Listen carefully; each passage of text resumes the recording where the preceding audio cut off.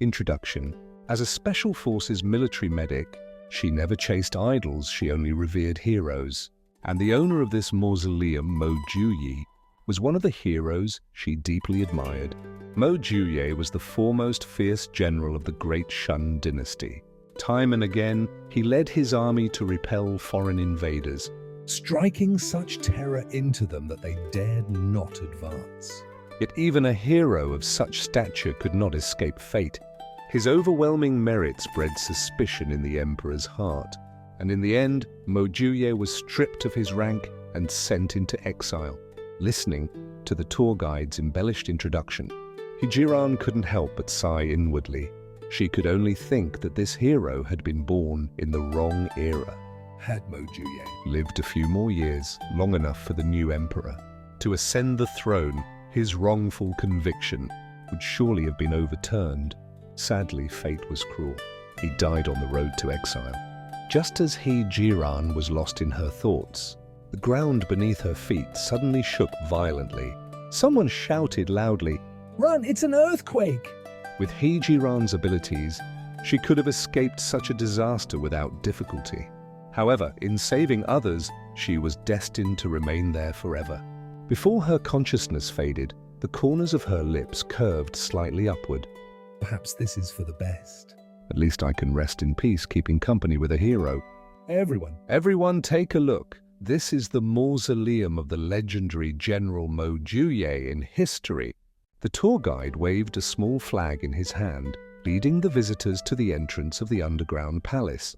For some reason, Hach Trin-Him felt a sense of solemnity and reverence upon arriving here. As a Special Forces medic, she did not follow idols, she only revered true heroes. And the owner of this mausoleum, Mo Juye, was one of the heroes she admired most.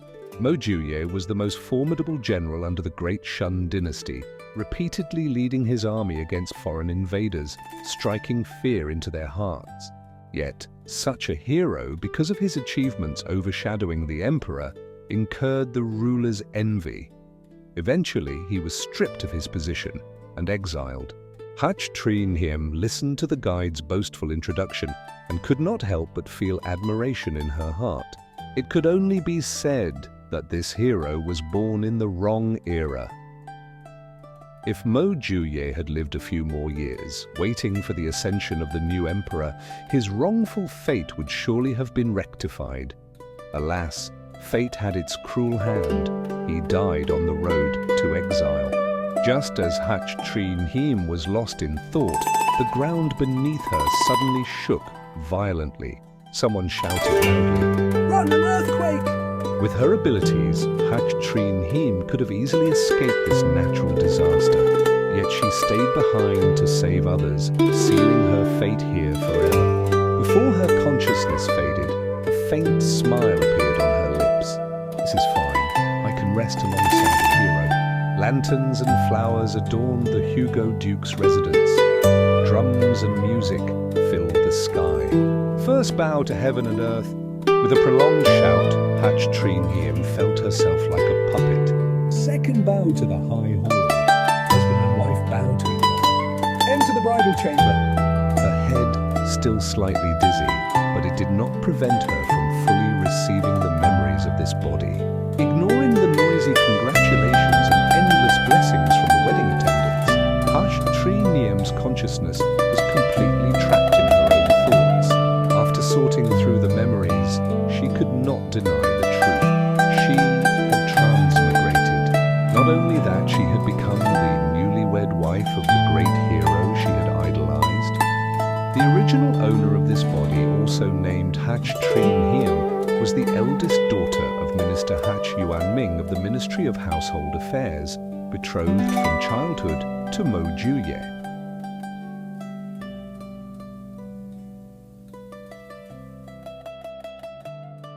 The Mo family had been loyal and patriotic for generations. All the male members sacrificed their lives for the country. Now only a single heir remained, Mo Juye.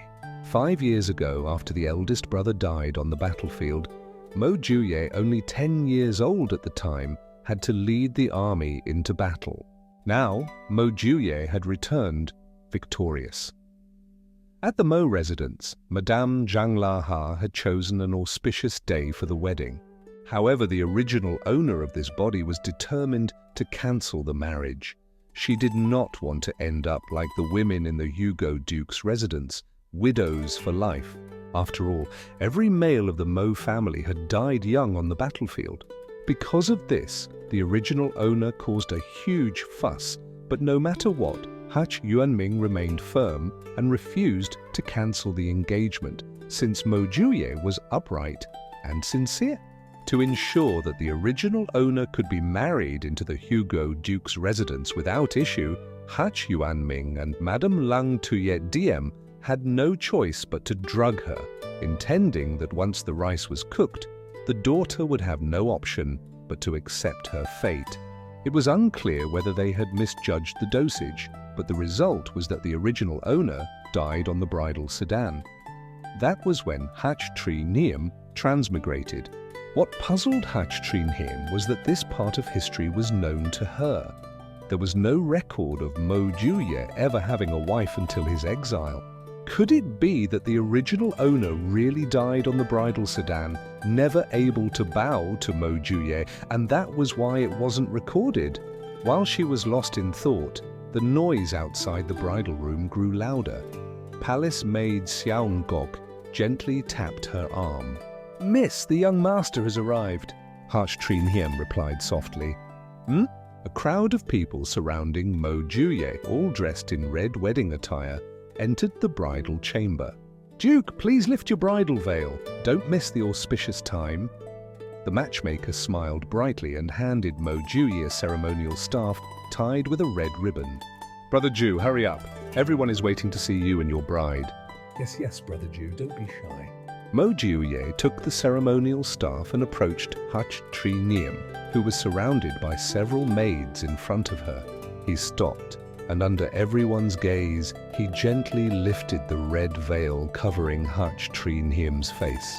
Hutch Tri Niem instinctively looked at the person in front of her. By her estimation, he was about 1.85 meters tall, with a straight, powerful, and muscular build. His facial features were distinct, like a sculpture, sharp yet extraordinarily handsome, somewhat resembling the portrait she had seen in the mausoleum.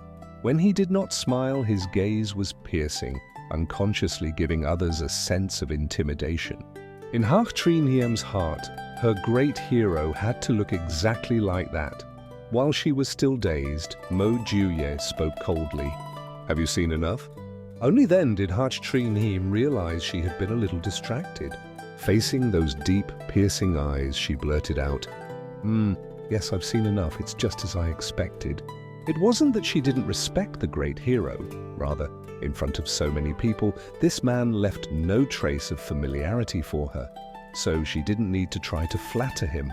Seeing the newlyweds already exuding the intense aura of gunpowder and battle, eldest sister-in-law Deng Lei quickly stepped forward to smooth things over.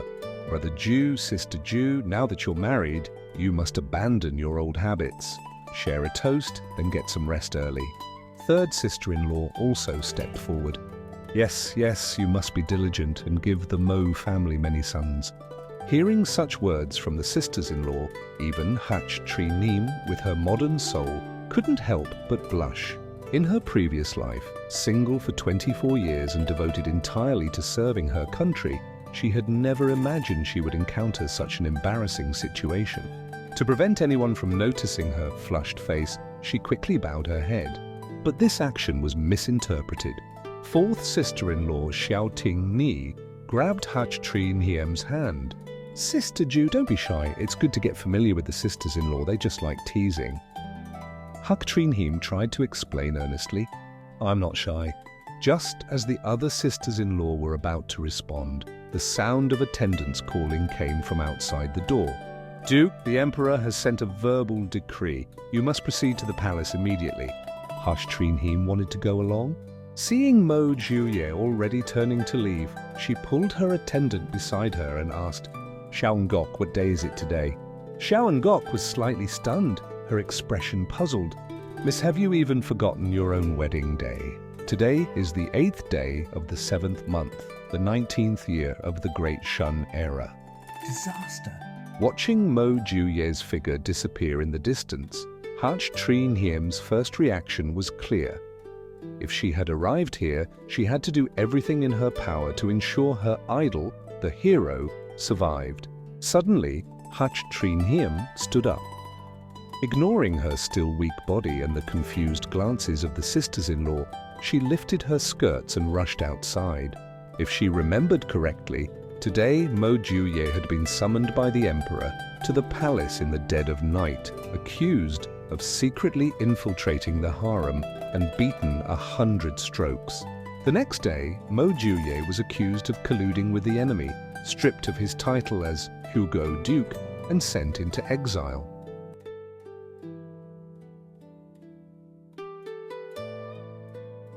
Hach Treen Hiem ran while calling out, afraid that she might not catch up with Mo Juye's pace.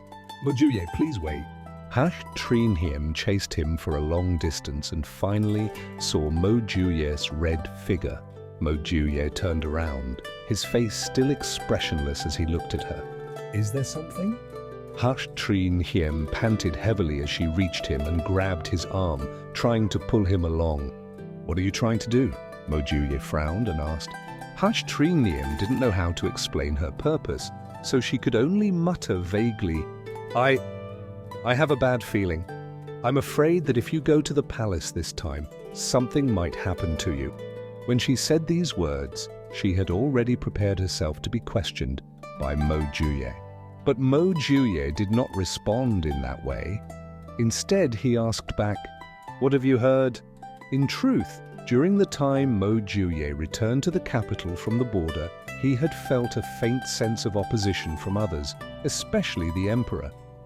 Whenever he spoke to him, there was always a sense of falseness. Since Hach Treen Hiem could not fully understand this part of history, when he asked her back, she could only stubbornly reply, I told you it's just a bad feeling I have.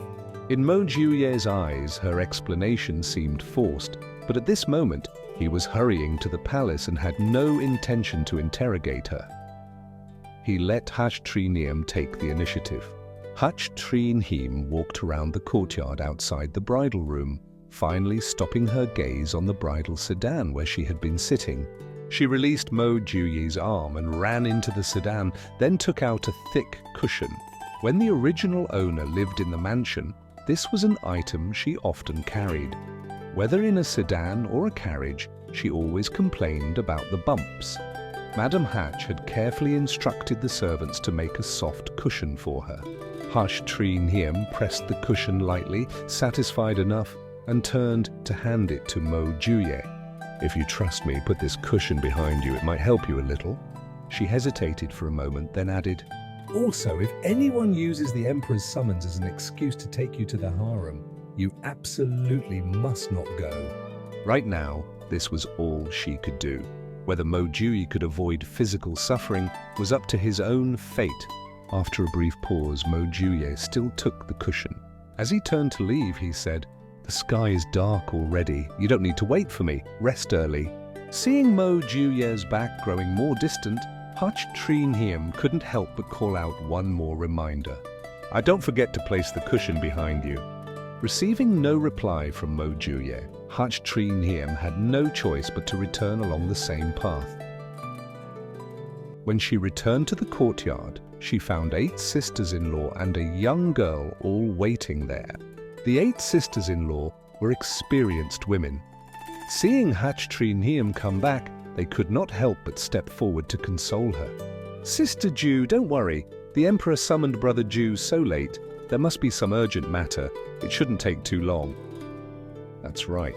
Brother Ju will surely return to the bridal chamber in time to be with you."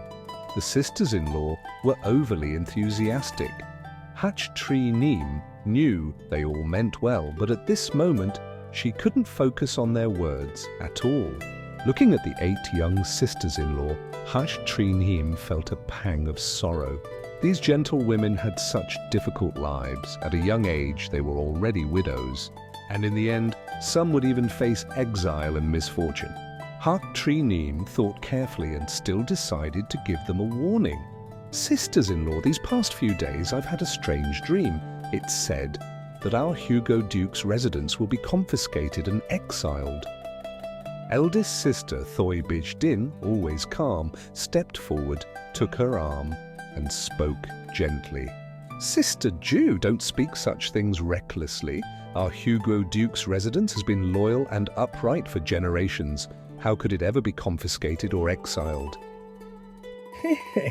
Bad omens shouldn't be spoken aloud. Sister Jew, today we'll pretend we didn't hear this.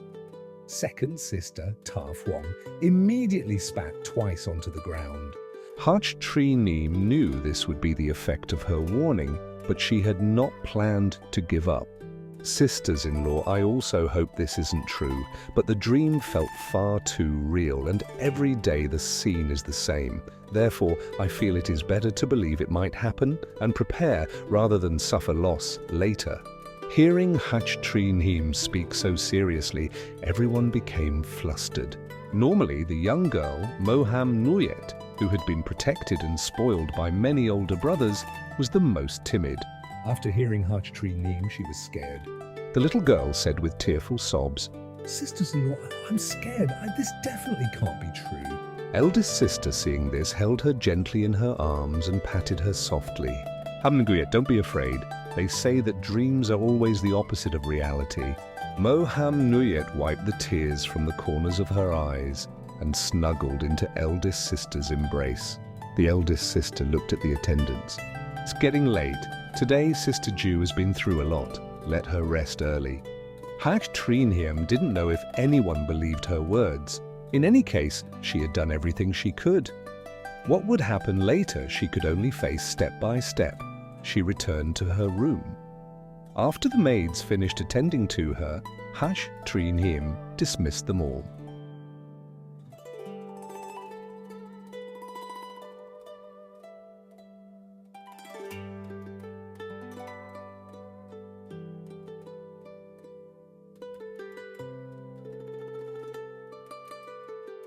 Right now, she needed silence. Only in complete quiet could she calm herself and carefully think about what to do next. By the light of the red candles, the entire bridal chamber appeared dazzling and colorful. Unfortunately, she had no way to take these things with her. Since that was the case, she could only set her sights on silver notes, the most convenient items to carry. She didn't know how many silver notes the Hugo Duke's residence currently possessed, but among the dowry her parents had prepared for the original owner, there were 2,000 tiles in banknotes. Thinking of this, Hach Tri Neem quickly stood up, threw on a piece of clothing, and walked out of the room. Xiao Ngok hurried over to greet her. "Young miss, do you have any instructions?" Hach Tri Neem waved her hand. Nothing. I can't sleep. I'm just going to take a look at the dowry. You don't need to follow me. Xiao Ngok had been serving Hach Tri Neem since childhood and knew her decisive temperament well. Seeing that she didn't want her to follow, Xiao Ngok immediately acknowledged obediently and stayed where she was. The dowry had just been carried into the Hugo Duke's residence today and had not yet been stored away. At the moment, everything was placed in the side room. Hach Tri Neem went straight to the chest containing the silver notes, opened it, and took out a stack. After checking carefully, it was neither more nor less, exactly 2,000 taels. Holding the banknotes in her hand, her first thought was this. When the property was confiscated, people would definitely search thoroughly. Where could she hide these banknotes so they wouldn't be found? If only she were like those transmigrated heroines in novels who possessed a storage space, she could put the banknotes into the space and nothing would be safer. Unfortunately, just as she was silently complaining about the unfairness of the gods of transmigration, she suddenly felt the scene before her change. The place before her eyes was extremely familiar. It was her medical room. Could it be that she hadn't died? Very soon, reality mercilessly shattered that hope. She tried to push open the door of the medical room, but it was like a decoration, completely unresponsive. There wasn't even a crack to be seen. The window was the same, as if it had been sealed shut. In just a moment, Hash Treen Him Jungli her thoughts. She had indeed transmigrated, and this medical room was precisely the so-called golden finger of transmigration. To quickly grasp how this space worked, Hash Treen Him softly spoke a single sentence: "Exit." Sure enough, her body immediately reappeared in the side room where the dowry was stored. She picked up one chest first. With a slight movement of her mind, both she and the chest appeared inside the space. This proved that the space allowed external objects to enter. Hash Treen Him put the chest down, exited the space once more, and then tried using her thoughts to bring several other dowry chests into the space as well. The experiment proved that this method was effective as well. As long as she thought about storing an item into the space, that object would quickly disappear from where it was and then appear inside the space. The space within the medical room was not very large. After Hash Treen Him put all the dowry chests inside, the open area was already occupied by more than half. Seeing that the space felt somewhat cramped, Hash Treen Him could only try using her thoughts to operate it, stacking all the chests together against the wall. This operation once again proved one thing: this space was quite user-friendly. She didn't need to exert any physical effort to move items. Everything could be done solely with her thoughts. After fully understanding how to use the space, Hash Treen Him didn't continue staying in the side room and instead returned to the bridal chamber. Although she now had a space before the imperial decree of exile was issued, she definitely had to formulate a reasonable plan so she could bring along as many supplies as possible. Hash Treen Him sat on the bed, lost in thought. If the historical records were accurate, after Maku Deep was summoned to the imperial palace, he would be carried back early the next morning. It was said that at that time he was already unconscious, beaten until he had only a single breath left. Less than one key after Maku Diep returned to the residence, the emperor sent troops to surround the Hugo Duke's mansion and simultaneously issued an imperial decree confiscating the property and ordering exile. Hash Treen Him looked at the wall clock inside the space. It showed 10 o'clock at night. In other words, at most, there were only 10 hours left before the imperial decree would be delivered. Hash Treen Him planned to make full use of the remaining time. With a thought, she slipped into the space, searched through it thoroughly, and found a set of military clothing she had often worn while carrying out missions in her previous life, temporarily stored inside the wardrobe. After changing into the uniform, Hash Treen Him neatly tied her hair into a simple garlic-shaped bun, put on steel wire climbing gloves, avoided the servants' line of sight, and left the courtyard. In order to observe the terrain of the Hugo Duke's residence, Hash Treen Him nimbly climbed up a thick, sturdy tree. Standing atop the large tree and looking around, she was able to make a preliminary conclusion. Her courtyard was slightly toward the west. To reach the area where courtyards were more densely packed, one would need to go east, but she did not do so. Judging from the situation, the eastern courtyards were likely the residences of the sisters-in-law and the matriarch. Although those places held some valuables, they were mostly personal belongings. However, given the urgent circumstances, rather than looting each courtyard like a thief, it would be far better to find the treasury storehouse. Having made her decision, Hash Treen Him quietly groped her way toward the west. As expected of the Hugo Duke's residence, the guards could be described as extremely tight. Along the way, Hash Treen Him frequently ran into household guards patrolling with weapons in hand. Moreover, she noticed that the farther west she went, the greater the number of guards became. Relying on the skills from her previous life, she used counter-surveillance tactics to make her way toward a courtyard. Though it was called a courtyard, in reality it was merely a relatively large single room. Standing at a distance, Hutch Treenheim carefully observed and discovered that there were 2 guards stationed there. Without any doubt, she concluded that this place must contain something important, most likely the treasury of the Duke Protector's mansion. To lure the guards away, she picked up a small stone from the ground and threw it toward a nearby lake.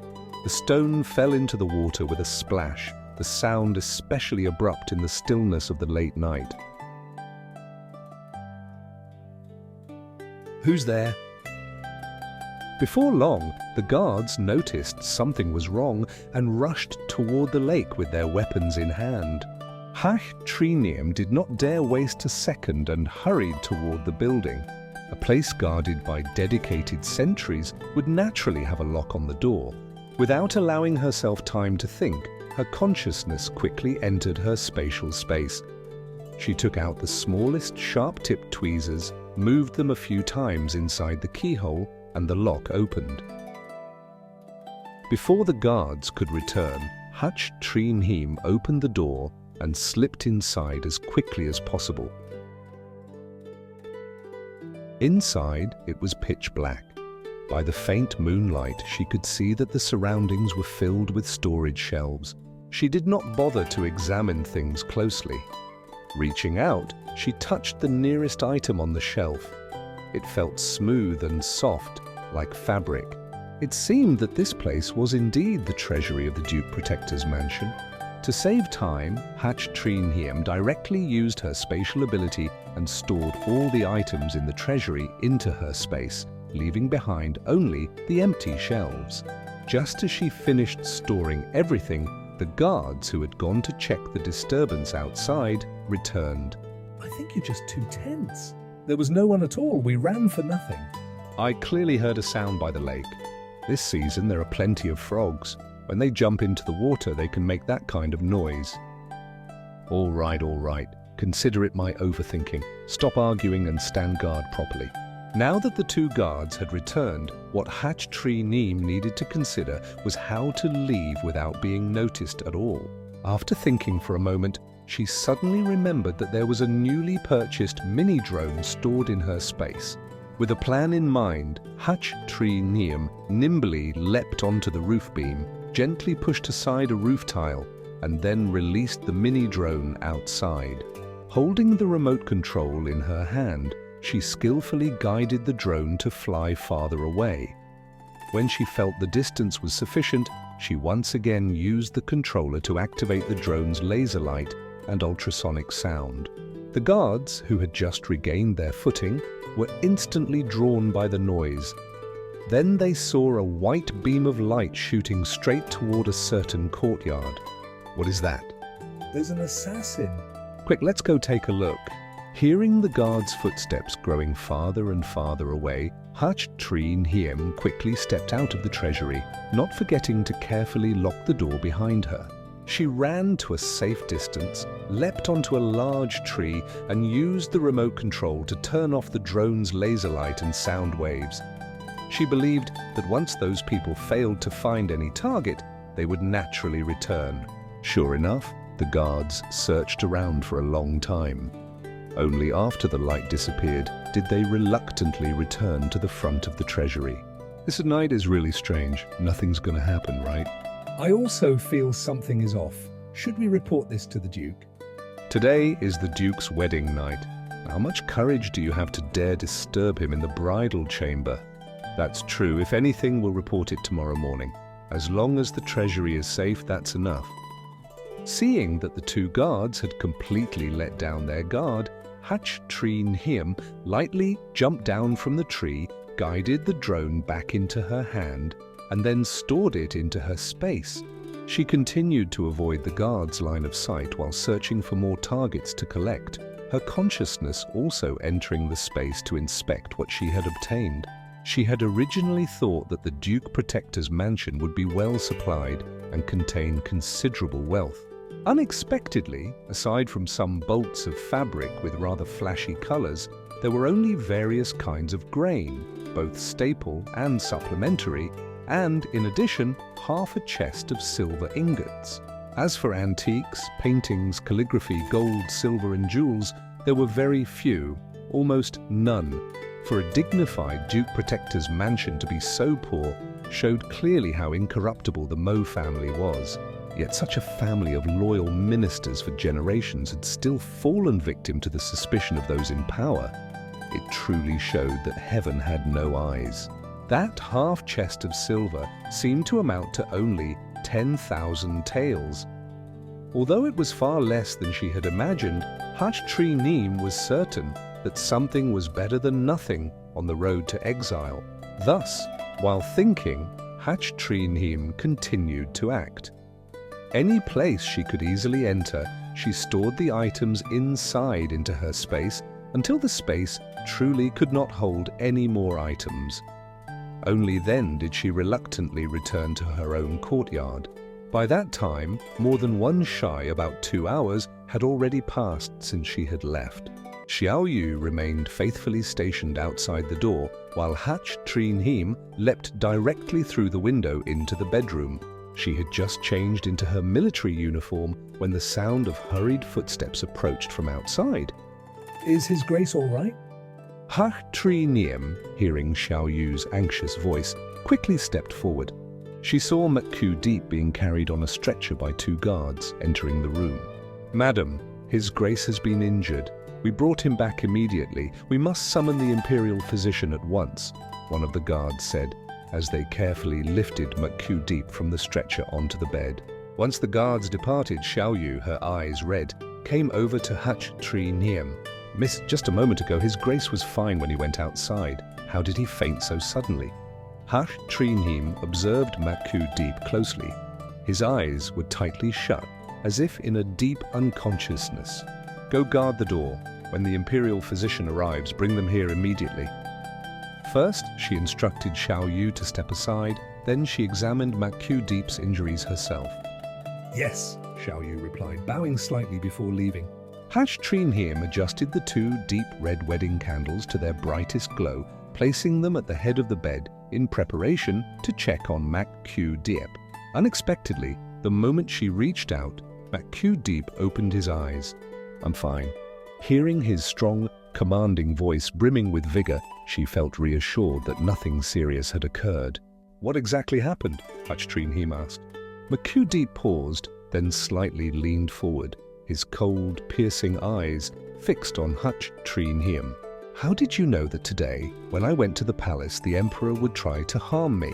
On the way back from the Imperial Palace, lying face down on the stretcher, Mak-Ku Deep had been pondering how Hach-Tree-Neem could have known. The most likely explanation was that his father-in-law, Hach-Uyen-Min, must have already known about this. Otherwise, there would be no way to account for everything. If that were the case, Hach-Uyen-Min could not possibly be suspected of colluding with the Emperor, though it did not rule out the possibility that Hach-Tree-Neem might be an agent of the enemy. Thinking this, Mak-Ku Deep's gaze on Hach-Tree-Neem grew even deeper.